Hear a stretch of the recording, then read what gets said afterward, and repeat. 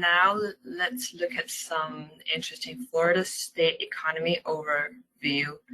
So with a population of over 21 million, Florida is the third most populous of the 50 United States.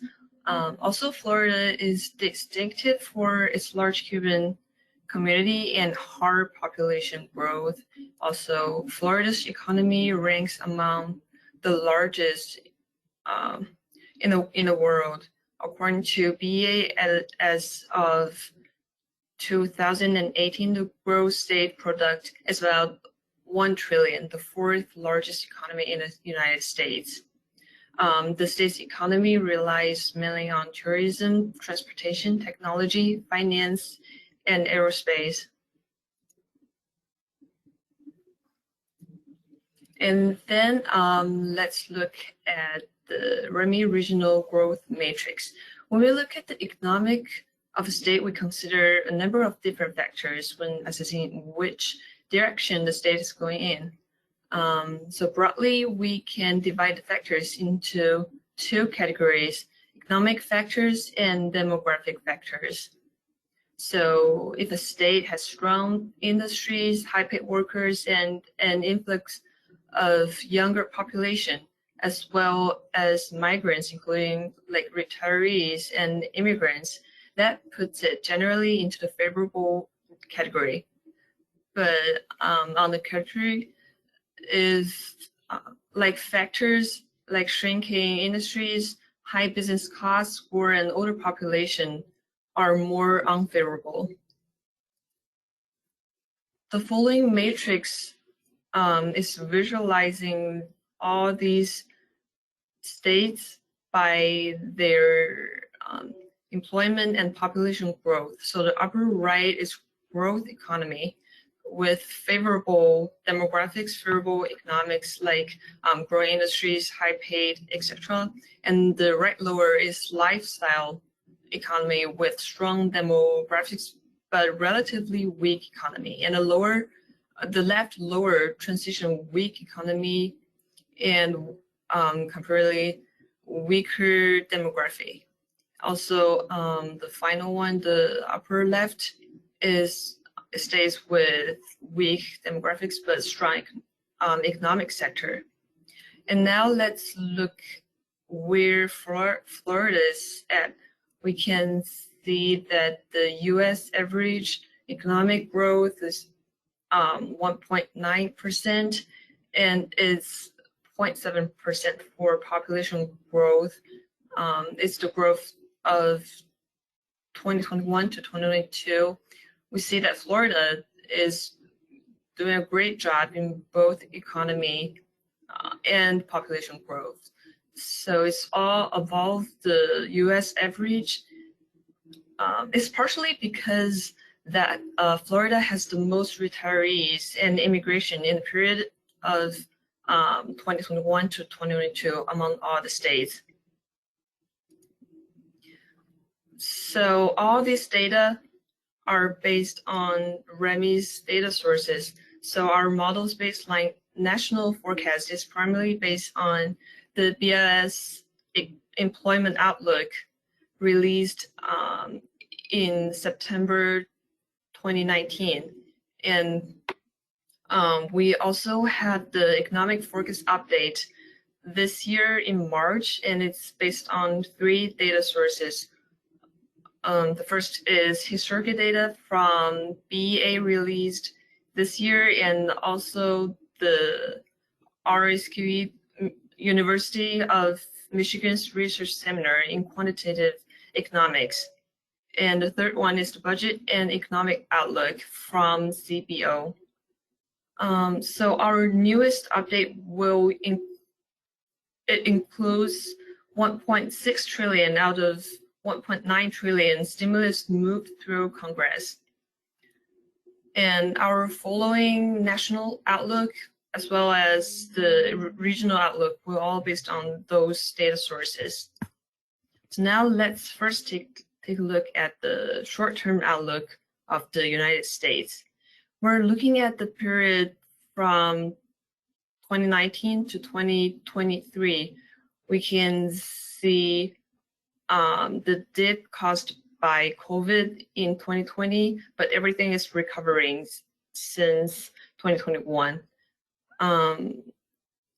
Everything is growing rapidly and steadily. We see a personal income, GDP, and output all growing, and we see over 7 million jobs growing.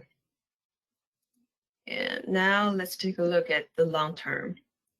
From 2021 to 2060, we see the average growth per year 1.9% in personal income, GDP, output all growing. So now let's move into the regional outlook for Florida. For the short term, we see that Florida has similar economic trends as those of the United States. Its growth in personal income, GDP, and output is higher than the US average. However, there will be a lot of uncertainty here. For example, with a large pent-up consumer demand and the supports of vaccine and stimulus checks, a more optimistic reality can be expected. So, economic modeling offers the flexibility to try different forecasts. Tobias will talk about more in later in the policy simulation part. Now let's take a look at the employment by industry. Here are the top 5 fastest growing industries. We see that construction is taking the most part. Constructions and the healthcare social assistance are taking the most parts among the top five industries. And the healthcare is kind of a global thing because the whole state is fighting against the COVID. And let's move to the industries with highest average annual compensation rates. We see that the 5 industries with highest paid rates are utilities, management of companies and enterprises, wholesale trade, information, and manufacturing. We can expect a challenge for Florida, which is many of the tourism jobs are relatively low paying. So how to attract high paying jobs? And the next slide is the short-term outlook for population. We can see the population pyramid in this year. We see both large young population and old population.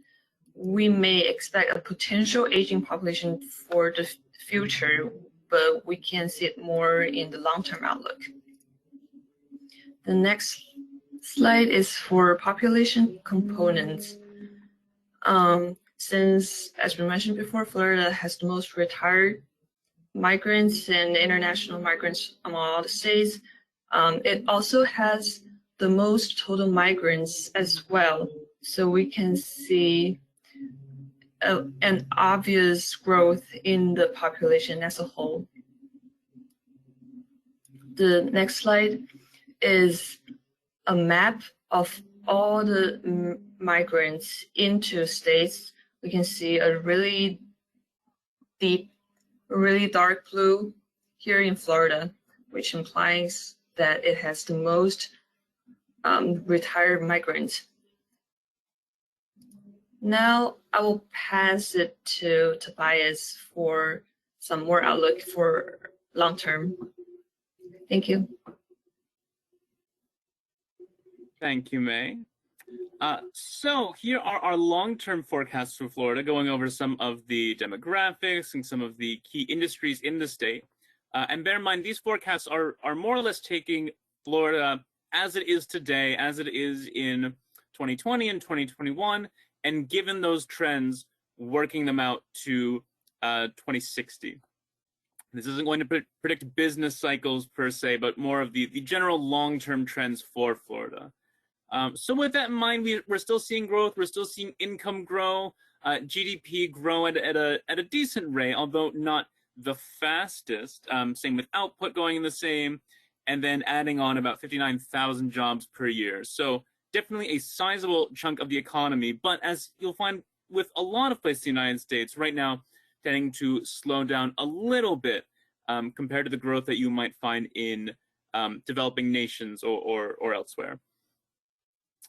And long-term outlook by industry. So here are the ones, again, with the fastest employment in the long term. So we see technical services going up, healthcare, real estate, and administration. So we're seeing, and of course, forestry, fishing, and hunting. So we're seeing these industries grow up, and that makes sense. Again, some of it fits within patterns of the United States as a whole, as we transition to become more and more of a services economy. And healthcare, given our current state, we've been spending a lot more on healthcare over the past several years. And Florida, as we've already stated, does have an aging population owing to its attractiveness for retired migrants. And we can see, some growth, but general plateauing for some of these highest paid jobs. So manufacturing takes a bit of a dip by 2035 and never really gets back up to where it was in 2020. Information technology likewise, whereas management and utilities stay pretty steady, with management actually slightly increasing over time compared to 2019, 2020. So again, that's one of the challenges for Florida, is that there are these very high-paying jobs, but how to encourage growth in these particular sectors.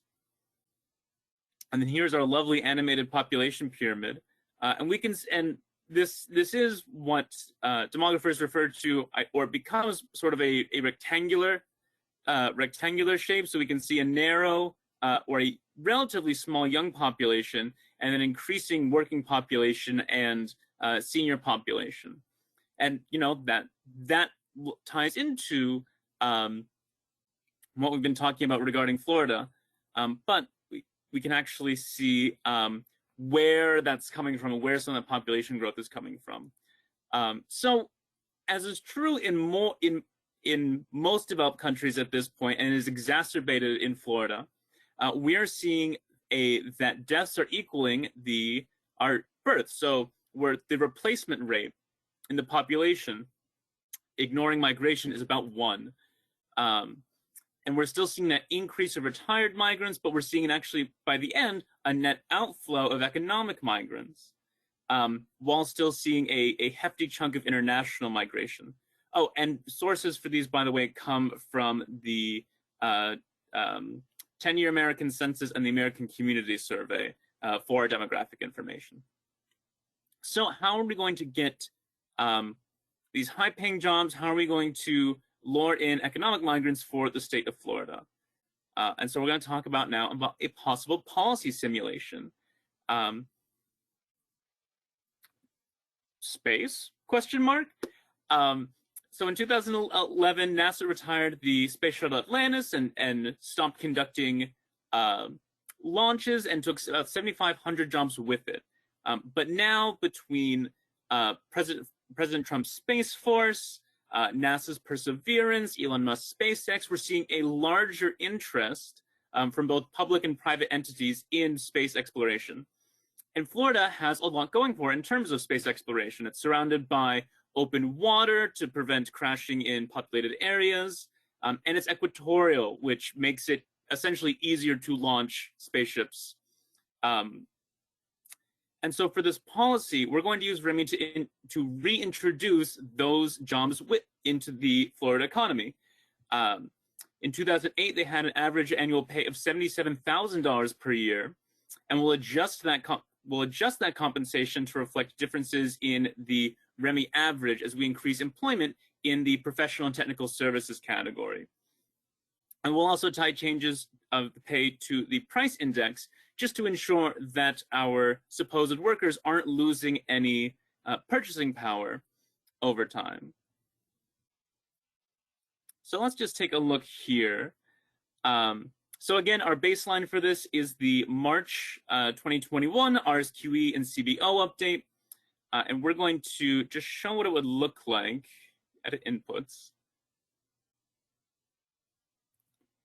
if we added more jobs. So from 2021 till the end of the simulation in 2030, 7,500 jobs. And then to reflect that the average wage of these jobs is even higher than what our average for professional, technical, and scientific services is, we are boosting in a extra compensation paid out in that industry. So we have these high-paying jobs. What's going to happen here? And let's just take a look at the results. And just to note, one of the things that make these industries different is that all of them have different demands, different bundles of intermediate demand that they take on. So we have the core of REMI is this, or one of the big components is this national input-output table, and then region-specific factors estimated based on census data, based on employment data, to determine how those play out. So let's actually just set it to perpetually look at Florida. And we're also using a 51 region model that includes the 50 United States and the District of Columbia. So here's Florida, and we're just going to skim through some of these tables. So we can see that employment actually goes up by around 20,000, 19,000 jobs. And what's happening there is that this increase in economic activity, funded more or less funded by the federal government in this case, is generating economic activity. There are the direct effects. People are, we are buying goods and services in Florida to use here. But we are also assuming the people working there are spending their money on other consumption goods that are supporting different aspects of the economy. And so the total number of jobs rises by around 20,000. Now, because there's extra economic activity, REMI has a set of migration equations that are based on wages and employment opportunity. And so that's having the effect of luring extra population in as well. So we're having the effect of increasing the number of high-paying jobs as well as luring extra population. Oh, and these graphs all show the difference between our baseline Florida and our new Florida with the additional jobs and the additional pay for scientific and technical services. Employment goes up by around 20,000. GDP goes up by around 2.8 billion. Personal income and disposable income go up. People are getting paid more. More money is circulating through the economy. And then one of the other things about REMI, one of the cool things, is that there is a price effect. So all the economic activity, output isn't growing quite as fast as demand, and so to compensate, prices are raised, which has a sometimes counteracting effect on certain things. So that's broadly how you would want, and of course, this is very much a small-scale policy. This isn't a panacea for what's happening in Florida. But this should give some idea of the kind of simulations, the kind of the shape of different policies that you can run to see how they might play out. And then one last thing that I want to show off is that our baseline, it's the RSQE and the CBO, they're well reasoned, but some of the things that we're seeing right now, as far as economic growth are concerned, don't have to do with economics per se, so much as how the country is dealing with COVID. We're seeing a massive vaccination campaign kickstarted under President Trump and fully implemented under Biden that is getting those needles in people's arms at a rate that would not have been possible, or might not have been conceived a year ago. And a large part of the economic activity is contingent on how safe people feel going out and about. So with that in mind, we do have an optimistic baseline used by taking the national GDP or growth in the components of national GDP and adding a 0.5 percentage point. So if a line item was growing at 2% from 2020 to 2021, now it's growing at 2.5%. So actually, let's just take a look and see how Florida would be doing. Now, these effects do compound over time, so some of the effects, by 2060, are definitely on the extreme side. But what this should do, and let's actually find the baseline, the optimistic one, perfection.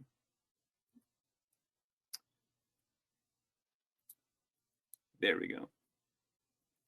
Oh, come on now. Well, actually, yeah, let's just take a look at Florida then. Florida, where art thou? So what this does, and as I said, so some of the stuff by the end is going to be a little on the extreme side just because the effects compound themselves over time.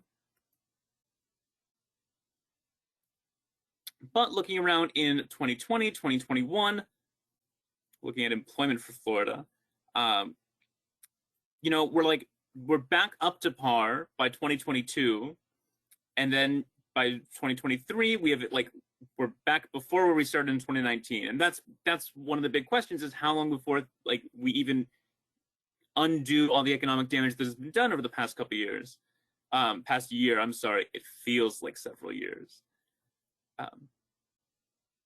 And so there's just a lot of flexibility as whereas that goes.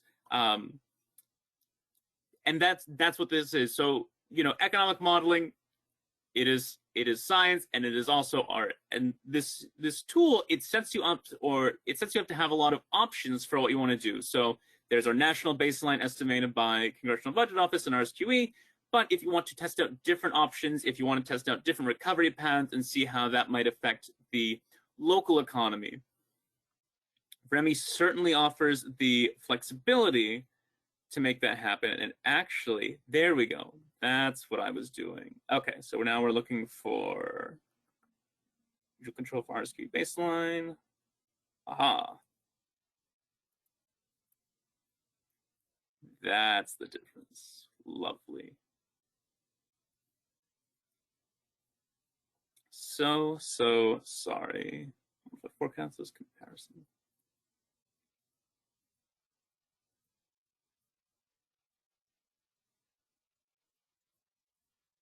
There we go.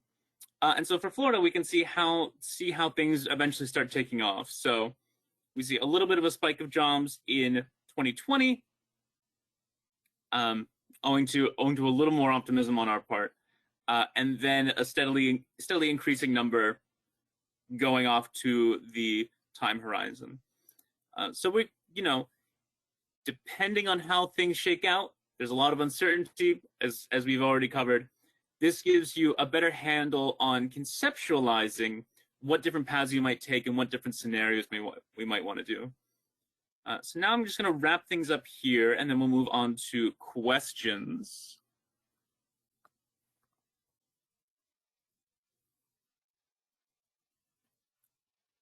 Come on. So, so certain points to consider. So the analysis I did was very narrow. It was just very much, hey, assuming the federal government funds more jobs, here's what that looks like for the Florida economy. There's some points to consider. One, how would it be financed? Right now, and for the past several years, the United States has been running a deficit. But at some point, if that money needs to be financed through additional taxes or additional cuts in government spending elsewhere, we can spread that across the country and see how that might play out. And number two is that we kind of just assume that these jobs, these space jobs, just sprang up for the industry. But that effect might be overstated depending on how much cannibalization there is between different actors within the same sector. And so that's something to consider as well. Just, hey, what is our, you know, our worst case scenario and what is our best case scenario? Now, as we've said, economic forecasts can be difficult. We've seen it with COVID-19. We've seen it with the very different policies of a new president. And even when things are going well, there is still just this huge uncertainty about the economy. But that's where REMI can step in. And so we have these forecasts with macro models and sourced from reliable gatherers of information. But then we can offer these simulations to test out these what-if scenarios as people try to conceptualize, people try to measure what is the difference between different policies. And of course, everything in REMI is dynamic. It's not just a static model where 1 year changes and nothing else happens, but the years iterate and build on each other so that you can watch those a change in 1 year ripple down the line and have its own effects.